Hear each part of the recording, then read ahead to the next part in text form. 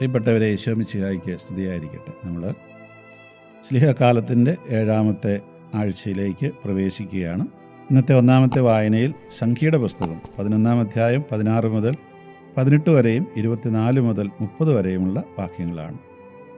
ഈ കർത്താവ് മോശയോട് ചില നിർദ്ദേശങ്ങൾ കൊടുക്കുന്നതാണ്. അതായത് ഈ മോശ തനിയെ ആളുകളെ നയിക്കാനായിട്ട് പ്രാപ്തി ഉണ്ടാവില്ലല്ലോ. കാരണം ഇത്രയും വലിയ ജനമാണ്, എത്രയധികം പേരാണ് പോകുന്നത്. ആ പുറപ്പാട് പുസ്തകത്തിൽ പറയുന്നവർ 6 ലക്ഷത്തോളം ഇസ്രായേൽക്കാരുണ്ടായിരുന്നു. പിന്നെ മറ്റ് ജാതിക്കാരൊക്കെ ഉണ്ടായിരുന്നു. അങ്ങനെ 6 ലക്ഷത്തോളം പുരുഷന്മാരാണ്. അതിൻ്റെ കൂടെ സ്ത്രീകളും കുട്ടികളും എല്ലാം കൂടുമ്പോൾ വലിയൊരു സംഖ്യ, 10-12 ലക്ഷം ആൾക്കാരുണ്ടായിരുന്നു. ഇവരെയെല്ലാം നയിക്കാനായിട്ട്, ഇവരുടെ എല്ലാം പ്രശ്നങ്ങൾ തീർക്കാനായിട്ട് മോശയ്ക്ക് തനിയെ പറ്റില്ലായിരുന്നു. അതുകൊണ്ട് അതിനൊരു പരിഹാരമായിട്ട് ദൈവം പറഞ്ഞു കൊടുക്കുന്ന കാര്യമാണ്. മോശയോട് ദൈവം അരുളി ചെയ്തു, ജനത്തിലെ ശ്രേഷ്ഠന്മാരിലും പ്രമാണികളിൽ നിന്ന് 70 പേരെ വിളിച്ചു കൂട്ടുക. ഈ ശ്രേഷ്ഠന്മാരും പ്രമാണികളെന്ന് പറയുമ്പോൾ നമ്മൾ വിചാരിക്കരുത് അതിനകത്ത് വലിയ വലിയ പുള്ളികളാണെന്ന്. അങ്ങനെയല്ല. അവരുടെ ഓരോ കൊച്ചു കൊച്ചു സമൂഹത്തിനൊരു നേതൃത്വമുണ്ട്. ആ നേതൃത്വത്തിലുള്ളവരെക്കുറിച്ചാണ് ഇങ്ങനെ പറയുന്നത്. ഈ ശ്രേഷ്ഠന്മാർ അല്ലെങ്കിൽ പ്രമാണികൾ എന്നൊക്കെ പറയുന്നത്. അങ്ങനെയുള്ള 70 പേരെ വിളിച്ചു കൂട്ടി അവരെ സമാഗമ കൂടാരത്തിൽ കൊണ്ടുവരിക. അവർ അവിടെ നിന്നോടൊപ്പം നിൽക്കട്ടെ. ഞാൻ ഇറങ്ങി വന്ന് നിന്നോട് സംസാരിക്കും.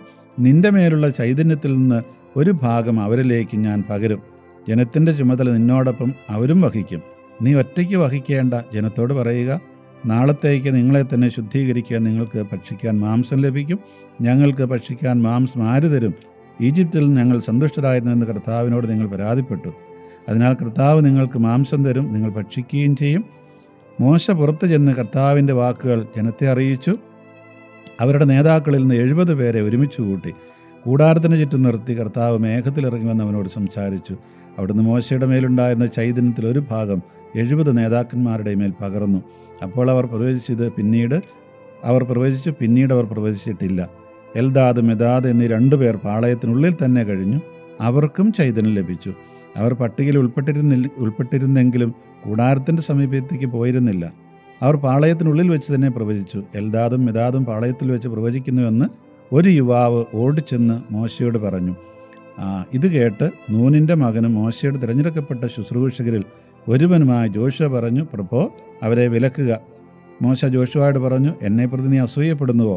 കർത്താവിൻ്റെ ജനം മുഴുവൻ പ്രവാചകന്മാരാവുകയും അവിടുന്ന് തൻ്റെ ആത്മാവിനെ അവർക്ക് നൽകുകയും ചെയ്തിരുന്നെങ്കിൽ എന്ന് ഞാൻ ആഗ്രഹിക്കുന്നു. മോശയും ഇസ്രായേലിലെ നേതാക്കന്മാരും പാളയത്തിലേക്ക് മടങ്ങി. ഇവിടെ നമുക്ക് തരുന്നൊരു വലിയ മാതൃകയുണ്ട്. നമ്മൾ പ്രസംഗിക്കുന്ന സുവിശേഷം എന്ത് സുവിശേഷമാണ്? ഈ ലോകരക്ഷ അല്ലെ ആത്മരക്ഷ എന്ന് പറയുന്നത് മാത്രമല്ല. അതിലുപരി ഈ സമൂഹത്തെ നമ്മൾ ദൈവത്തിൻ്റെ ജനമായി നിർത്താനായിട്ട് പഠിപ്പിക്കുകയാണ്. ഈ ജനത്തെ നയിക്കണം. അതെങ്ങനെയാണ്? മോശയാണ് നയിക്കാനായിട്ട് ദൈവം തിരഞ്ഞെടുത്തത്. അഹ്റോനെ സഹായിയാക്കിയെങ്കിലും പിന്നീട് അവർ പുറപ്പെട്ട് കഴിഞ്ഞ് അവനെ പുരോഹിതനാക്കി. ഇപ്പോൾ മോശ തനിയാണ്.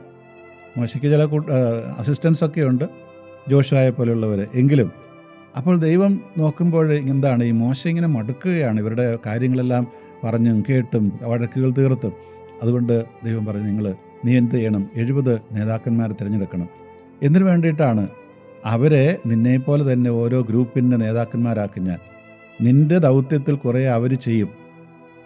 മാത്രമല്ല, നിനക്ക് ഞാൻ തന്നിട്ടുള്ള എൻ്റെ ചൈതന്യമുണ്ടല്ലോ, അതിൻ്റെ ഒരു ഭാഗം ഞാൻ അവർക്കും കൊടുക്കും. അങ്ങനെ അവരും നിന്നെപ്പോലെ തന്നെ അവരെ ഏൽപ്പിക്കുന്ന ആ ചെറിയ ചെറിയ സമൂഹത്തെ നയിക്കും. നീ അതിൽ അസൂയപ്പെടരുത് എന്നാണ് ഈ പറഞ്ഞു വരുന്നത്. ഈ നമ്മൾ സാധാരണ ഇംഗ്ലീഷിലൊക്കെ പറയുന്നൊരു ഒരു എക്സ്പ്രഷനുണ്ട്. അതിൻ്റെ പേര് ഡിവിഷൻ ഓഫ് ലേബർ എന്ന് പറയും. ഒരു സമൂഹമാണെങ്കിൽ എല്ലാം എൻ്റെ കയ്യിലൂടെ തന്നെ കടന്നു പോകണമെന്ന് നേതൃത്വത്തിലുള്ളവർ വാശി പിടിക്കരുത്. അങ്ങനെ ഒരു സമൂഹവും നടക്കുകയില്ല. പലപ്പോഴും നമ്മുടെ സമൂഹത്തിൽ ഒരുതരം പേട്രിയാർക്കി എന്ന് പറയുന്നത്, അതായത് വീട്ടിലെ അപ്പനാണല്ലോ എല്ലാം ചെയ്യുന്നത്. അതുകൊണ്ട് അപ്പൻ്റെ കൈകളിലൂടെ എല്ലാം കടന്നു പോകണം. അല്ലെങ്കിൽ അപ്പനാണ് എല്ലാം ചെയ്യേണ്ടത്, ഞങ്ങൾ ഒന്നും ചെയ്യല, അപ്പനെല്ലാം ചെയ്തു തരണം, ഈ ഒരു ചിന്ത. അങ്ങനെയല്ല യഥാർത്ഥത്തിൽ ദൈവം ആഗ്രഹിക്കുന്നത്. ദൈവത്തിൻ്റെ ജനത്തെ നയിക്കുന്ന ഇതുപോലെ നേതൃത്വത്തിലുള്ളവരുണ്ടാകും.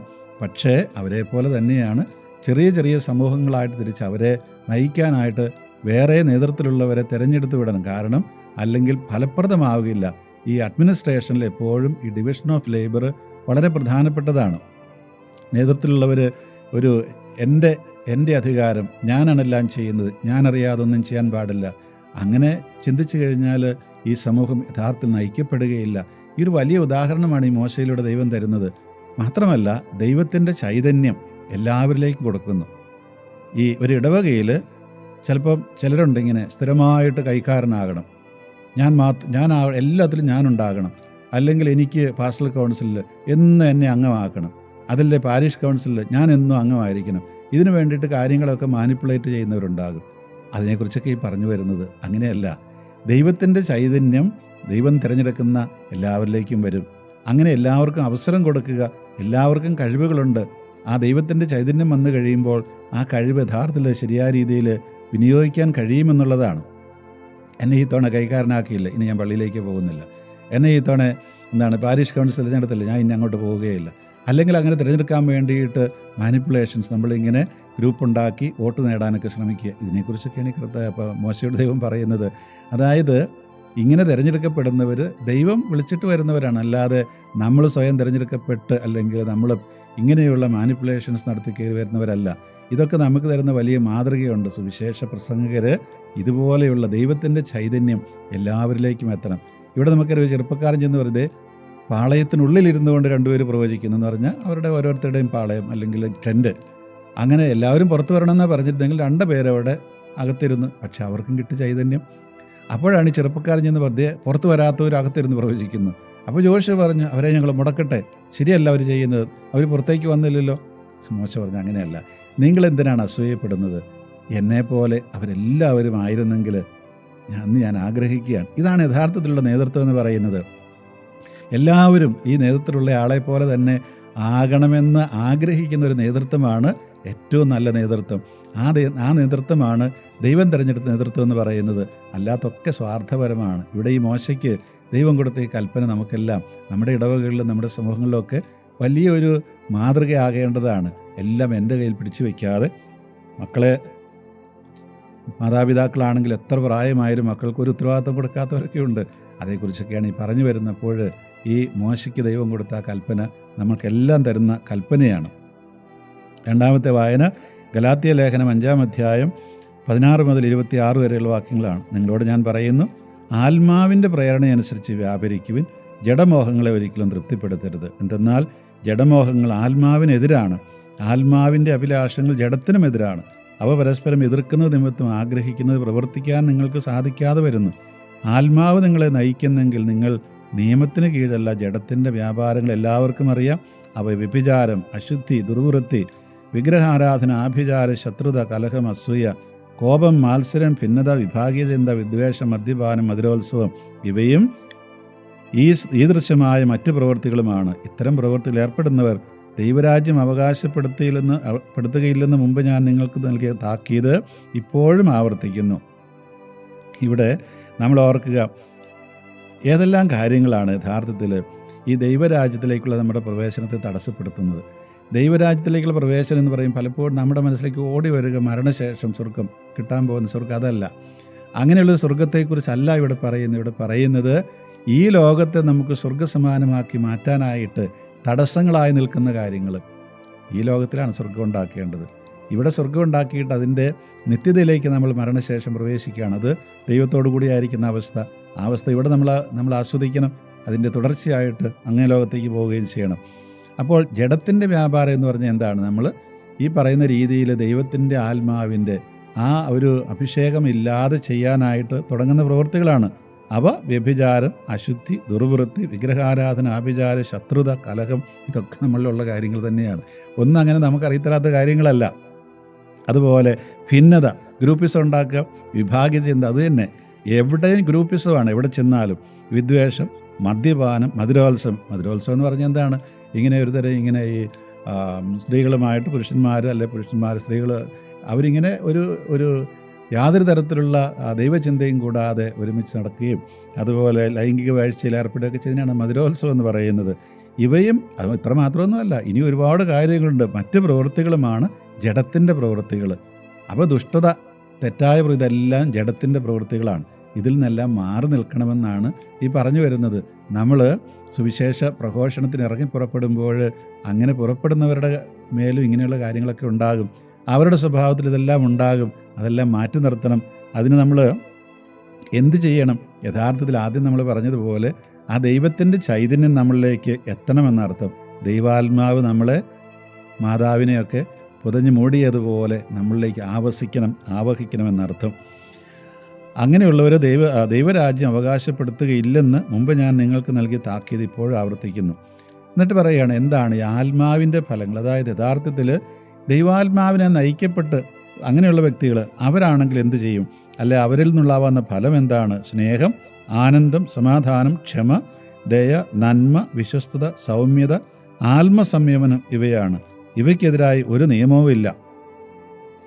ചുരുക്കത്തിൽ ഈ ആത്മാവിനെ കൊണ്ട് നിറഞ്ഞവർ പരസ്പരം സ്നേഹിക്കുന്നവരാകും, ആനന്ദമുള്ളവരാകും, ആനന്ദം കൊടുക്കുന്നവരാകും, സമാധാനമുള്ളവരാകും, സമാധാനം കൊടുക്കുന്നവരാകും, ക്ഷമിക്കാൻ തയ്യാറുള്ളവരാകും, ദയ കാണിക്കുന്നവരാകും, നന്മയുള്ളവരാകും, വിശ്വസ്തത പറഞ്ഞ പോലെ ചെയ്യുന്നവരാകും, സൗമ്യതയുണ്ടാകും, അതുപോലെ ആത്മസംയമനം ഉണ്ടാകും. ഇതെല്ലാം ഉള്ളവരാണ് യഥാർത്ഥത്തിൽ ആത്മാവിനെ നയിക്കപ്പെടുന്നത്. നമ്മളൊന്ന് ആത്മശോധന ചെയ്താൽ മതി, വളരെ പെട്ടെന്ന് മനസ്സിലാകും നമ്മൾ ഏത് ഭാഗത്താണ് നിൽക്കുന്നതെന്ന്. ഈ ജഡത്തിൻ്റെ വ്യാപാരത്തിലുള്ളവരാണോ അതോ ആത്മാവിൻ്റെ വ്യാപാരത്തിലുള്ളവരാണോ? ഈശോമിശിഹായ്ക്കുള്ളവർ തങ്ങളുടെ ജഡത്തെ അതിൻ്റെ വികാരങ്ങളോടും മോഹങ്ങളോടും കൂടെ ക്രൂശിച്ചിരിക്കുന്നു. നമ്മൾ ആത്മാവിലാണ് ജീവിക്കുന്നതെങ്കിൽ നമുക്ക് ആത്മാവിൽ വ്യാപരിക്കാം. നാം പരസ്പരം പ്രകോപിപ്പിക്കുന്നവരും അസൂയപ്പെടുന്നവരും വ്യർത്ഥാഭിമാനികളും ആകാതിരിക്കട്ടെ. ഈ പൗലോസ് ഇതെല്ലാം എഴുതുമ്പോൾ നമ്മൾ ഓർക്കണം, അതിനൊരു പശ്ചാത്തലമുണ്ട്. ഇതിപ്പോൾ ഗലാത്യക്കാർക്ക് എഴുതിയ ലേഖനത്തിൽ നമ്മൾ വായിച്ച്, ഗലാത്യ എന്ന് പറയുന്ന ആ സമൂഹത്തിൽ ഉണ്ടായിരുന്ന ദുർവാസനകളാണിതെല്ലാം. അതേക്കുറിച്ചാണ് പൗലോസ് പറയുന്നത്. അതുകൊണ്ട് ഇതെല്ലാം ദൈവ നിയമത്തിന് വിരുദ്ധമായിട്ടുള്ള കാര്യങ്ങളാണ്. ഇതിപ്പം ഗലാത്യക്കാരുടെ കാര്യം മാത്രമൊന്നും അല്ലല്ലോ, നമ്മുടെ ഇടയിൽ ഇതൊക്കെ തന്നെ നടക്കുന്നത്. അപ്പോൾ ക്രൈസ്തവരാണെന്ന് നമുക്ക് അഭിമാനിക്കാൻ കഴിയണമെന്നുണ്ടെങ്കിൽ ഇതിൽ നിന്നെല്ലാം അകന്നു നിൽക്കാനായിട്ട് സാധിക്കണം. നമ്മുടെ കുടുംബങ്ങൾ, നമ്മുടെ സമൂഹങ്ങൾ, ഇടവകൾ, എവിടെ ചെന്നാലും വഴക്കല്ലേ, വിഭാഗിതയല്ലേ, അല്ലെങ്കിൽ ഇതുപോലെ അങ്ങോട്ടും ഇങ്ങോട്ടും ഈ സ്ഥാനമാനങ്ങൾക്ക് വേണ്ടിയുള്ള പിടിവലിയല്ലേ. ഇതൊന്നും നമുക്ക് യഥാർത്ഥത്തിൽ അല്ലെങ്കിൽ ഇതൊക്കെ നമുക്ക് കാണിക്കുന്ന എന്താണ്? ആത്മാവ് നമ്മളിൽ പ്രവർത്തിക്കുന്നില്ല എന്നുള്ളതാണ്. ആത്മാവ് പ്രവർത്തിക്കുന്നുണ്ടെങ്കിൽ ഈ പറഞ്ഞ രീതിയിൽ സ്നേഹവും ആനന്ദവും സമാധാനവും ക്ഷമയും ദയയും നന്മയും വിശ്വസ്തയും എല്ലാം ഉണ്ടാകും. അപ്പോൾ നമ്മൾ പ്രസംഗിക്കുന്നവർ മാത്രമാകാൻ പോരാ, നമ്മളത് ചെയ്യുന്നവരുമാകണം. സുവിശേഷം, യോഹന്നാൻ്റെ സുവിശേഷം 14 അധ്യായം 15 മുതൽ 20 വരെയും 25 മുതൽ 26 വരെയും വാക്യങ്ങളാണ്. നിങ്ങൾ എന്നെ സ്നേഹിക്കുന്നുവെങ്കിൽ എൻ്റെ കൽപ്പന പാലിക്കും. ഞാൻ പിതാവിനോട് അപേക്ഷിക്കുകയും എന്നേക്കും നിങ്ങളോടുകൂടിയായിരിക്കാൻ മറ്റൊരു സഹായകനെ അവിടെ നിങ്ങൾക്ക് തരികയും ചെയ്യും. ഈ സത്യാത്മാവിനെ സ്വീകരിക്കാൻ ലോകത്തിന് സാധിക്കില്ല, കാരണം അത് അവനെ കാണുകയോ അറിയുകയോ ചെയ്യുന്നില്ല. എന്നാൽ നിങ്ങൾ അവനെ അറിയുന്നു, കാരണം അവൻ നിങ്ങളോടൊത്ത് വസിക്കുന്നു, നിങ്ങളായിരിക്കുകയും ചെയ്യും. ഞാൻ നിങ്ങളെ അനാഥരായി വിടുകയില്ല. ഇങ്ങനെ പറയുകയാണ്. കർത്താവ് തൻ്റെ മരണത്തിന് മുമ്പായിട്ട് ശിഷ്യന്മാർക്ക് കൊടുക്കുന്ന ഉപദേശമാണ്, അല്ലെങ്കിൽ മുന്നറിയിപ്പാണ് യോഹന്നാൻ എഴുതി വെക്കുന്നത്. നിങ്ങൾ എന്നെ സ്നേഹിക്കുന്നുണ്ടെങ്കിൽ എൻ്റെ കൽപ്പന പാലിക്കും. കർത്താവിൻ്റെ കൽപ്പനയെല്ലാം വളരെ വ്യക്തമായിട്ട് സുവിശേഷങ്ങൾ കാണും. അതുപോലെ തന്നെ അതിൻ്റെ എല്ലാം വ്യാഖ്യാനങ്ങൾ ലേഖനങ്ങളിൽ, നടപടി പുസ്തകത്തിലൊക്കെ കാണാം.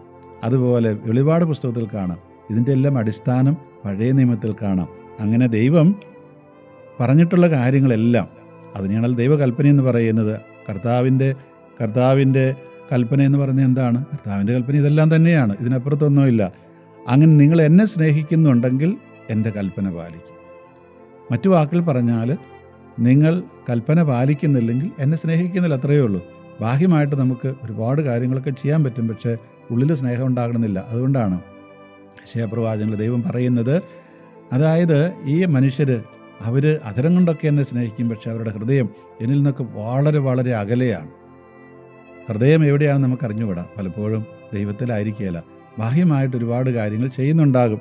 അതുകൊണ്ട് നമ്മൾ കേവലം അധരം കൊണ്ട് പറഞ്ഞാൽ മാത്രം പോരാ, അത് നമ്മുടെ ഹൃദയത്തിലുണ്ടാവണം. ഹൃദയം കൊണ്ട് നമ്മൾ ഹൃദയത്തിൽ ദൈവത്തോട് ചേർന്ന് നിൽക്കണം. മാത്രമല്ല, അങ്ങനെ പാലിക്കുമ്പോൾ പിതാവിനോട് ഞാൻ അപേക്ഷിക്കുകയും എന്നേക്കും നിങ്ങളോട് കൂടിയേക്കാൻ മറ്റൊരു സഹായകനെ അവിടെ നിങ്ങൾക്ക് തരികയും ചെയ്യും. ഈ സഹായകൻ എന്ന് പറയുമ്പോൾ ഈ പറാക്ലിത്തൂസ് അല്ലെങ്കിൽ പരിശുദ്ധാത്മാവ് എന്നൊക്കെ പറയുന്ന ആ കാര്യം എന്താണ്? ശരിക്കും ഒരു അഡ്വക്കേറ്റ്, ഒരു വക്കീൽ, നമുക്ക് വേണ്ടി വാദിക്കുന്ന വക്കീൽ എന്നൊക്കെ അതിന് അർത്ഥമുണ്ട്. പക്ഷേ അതെല്ലാം ഉപരിയായിട്ട് പഴയ നിയമത്തിലേക്ക് കടന്നു പോവുകയാണെങ്കിൽ ഈ സഹായകൻ എന്നുള്ള വാക്കിന് വളരെ വ്യത്യസ്തമായൊരു അർത്ഥമുണ്ട്. അത് കാലക്രമത്തിൽ ശോഷിച്ചു പോയതാണ്. ഈ സ്ത്രീയെ സൃഷ്ടിക്കുന്ന സമയത്ത്, പുരുഷനെയും സ്ത്രീയെ സൃഷ്ടിക്കുന്ന സമയത്ത് കർത്താവ് പറയുന്ന കാര്യം ഇതാണ്: അവനൊരു സഹായിയെ കൊടുക്കും. എസ്സർ എന്നൊരു വാക്കാണ് ഉപയോഗിക്കുന്നത്. ആ വാക്കിന് അർത്ഥം യഥാർത്ഥത്തിൽ എന്താണ്? അതായത് ഈ ദൈവസ്ഥാനത്ത് നിന്നുകൊണ്ട് അവനെ അവനെ പിടിച്ചു നിർത്തുന്ന, അവനെ സഹായിക്കുന്ന വ്യക്തിയാണെന്നാണ് അർത്ഥം. അതായത് ഈ സമൂഹത്തിൽ സ്ത്രീയും പുരുഷനുമായിട്ടാണ് മനുഷ്യവംശത്തെ സൃഷ്ടിച്ച ദൈവം. ആദ്യം പുരുഷനെ സൃഷ്ടിച്ചു എന്ന് പറയുമ്പോഴും ഈ സ്ത്രീയും പുരുഷനും എങ്ങനെ പെരുമാറണം എന്നുള്ളതിനെക്കുറിച്ചായി പറഞ്ഞു വരുന്നത്. ആ സ്ത്രീ എന്ന് പറയുന്ന വ്യക്തി അവനൊരു സഹായിയായിട്ട്, അതെങ്ങനെയാണ് സഹായിയാകുന്നത്? ദൈവത്തിൻ്റെ സ്ഥാനത്ത് നിന്നുകൊണ്ട്. അഹ്റോനെക്കുറിച്ച് ദൈവം പറഞ്ഞെന്താണ് മോശയോട്? അഹ്റോൻ നിൻ്റെ വക്താവായിരിക്കും, നിൻ്റെ പ്രവാചകനായിരിക്കും, ഫറവോയെ സംബന്ധിച്ച് നീ ദൈവമായിരിക്കും. ആരോട്? മോശയോട് പറയുന്നത്. ഇതുപോലെ തന്നെയാണ് ഈ സഹായകൻ എന്ന് പറയുമ്പോൾ ആ ദൈവത്തിൻ്റെ ചൈതന്യം ഉൾക്കൊള്ളുന്ന ആ വ്യക്തി എന്നാണ് അർത്ഥം. അതുകൊണ്ട് ആദത്തിന് സഹായിയായിട്ട് ഹവ്വായെ കൊടുത്തെന്ന് പറഞ്ഞാൽ ഈ ദൈവികമായ ചൈതന്യത്തിൽ ഹവ്വായെ കൊടുക്കുകയാണ്, ദൈവത്തിൻ്റെ സ്ഥാനത്ത് നിന്നുകൊണ്ട് ആദത്തെ സഹായിക്കാൻ വേണ്ടിയിട്ട്. ഇതുപോലെ തന്നെയാണ് കർത്താവ് പറയുന്നത്, നിങ്ങൾ ചോദിക്കുക, നിങ്ങൾക്ക് ഞാൻ ആത്മാവിനെ തരും. പിതാവ് തരും നിങ്ങൾ ഈ സത്യാത്മാവിനെ സ്വീകരിക്കാൻ. പക്ഷേ ലോകത്തിന് സാധ്യമല്ല. ലോകം എന്ന് പറയുന്നത് എന്താണ്? ലോകം എന്ന് പറഞ്ഞാൽ ദൈവത്തെ കൂടാതെ ജീവിക്കാൻ ശ്രമിക്കുന്ന സമൂഹത്തെക്കുറിച്ചായി പറയുന്നത്. അവർക്കിത് സ്വീകരിക്കാൻ പറ്റില്ല, കാരണം അവർക്ക് വേണ്ട. അതുകൊണ്ടാണ് ഹെബ്രായ ലേഖനം 6-ാം അധ്യായം 4-ാം വാക്യത്തിൽ പറയുന്നൊരു കാര്യമുണ്ട്, ചിലരെ നമുക്ക് നന്നാക്കാൻ പറ്റുകയില്ല, അവരെ പശ്ചാത്താപത്തിലേക്ക് നയിക്കുക അസാധ്യമാണെന്നാണ് പറയുന്നത്. അതായത് ഈ ജ്ഞാനസ്നാനം സ്വീകരിച്ചു, പരിശുദ്ധാത്മാവിനെ സ്വീകരിച്ചു, വിശുദ്ധ കുർബാന സ്വീകരിച്ചു, വിശുദ്ധ വചനങ്ങൾ വായിച്ച് മനസ്സിലാക്കി, വരാനിരിക്കുന്ന ലോകത്തിൻ്റെ ആ വലുപ്പവും അതിൻ്റെ നന്മയൊക്കെ മനസ്സിലാക്കി ഇങ്ങനെയുള്ളവരെ പിന്നീട് അവർ വീണു പോവുകയാണെങ്കിൽ, അവർ വീണ്ടും കർത്താവിനെ അറിഞ്ഞുകൊണ്ട് ക്രൂശിക്കുകയാണെങ്കിൽ അവരെ അനുതാപത്തിലേക്ക് നയിക്കാനായിട്ട് അസാധ്യമാണെന്നാണ് അവിടെ പറയുന്നത്. ഇത് തന്നെയാണ് ഇവിടെ പറഞ്ഞു വരുന്നത്. അതായത് ഈ ലോകത്തിന് സത്യാത്മാവിനെ സ്വീകരിക്കാൻ കഴിയില്ല. കാരണം നമ്മുടെ മനസ്സ് മുഴുവൻ ഈ ലോകമാണെങ്കിൽ ഒരിക്കലും നമുക്ക് ആത്മാവിനെ സ്വീകരിക്കാൻ കഴിയില്ല. എന്തെല്ലാം പറഞ്ഞാലും നമ്മൾ സ്വീകരിക്കില്ല. നമ്മൾ ഉപദേശമൊക്കെ കേൾക്കും, പക്ഷേ പഴയപടി തന്നെ പോകും. അപ്പോൾ ഈ സ്ലീഹക്കാലത്ത് നമ്മൾ ഓർക്കേണ്ട കാര്യം ഇതാണ്, യഥാർത്ഥത്തിൽ ഈ ആത്മാവിൻ്റെ ചൈതന്യം നമ്മളുണ്ടെങ്കിൽ മാത്രമേ നമ്മളിൽ ഈ സുവിശേഷം അത് പ്രവർത്തിക്കുകയുള്ളൂ. അങ്ങനെയുള്ളപ്പോൾ മാത്രമേ നമ്മുടെ സുവിശേഷ പ്രഘോഷണം ഫലവത്തായി തീരുകയുള്ളൂ. ഈശോ മിശിഹായ്ക്ക് സ്തുതിയായിരിക്കും.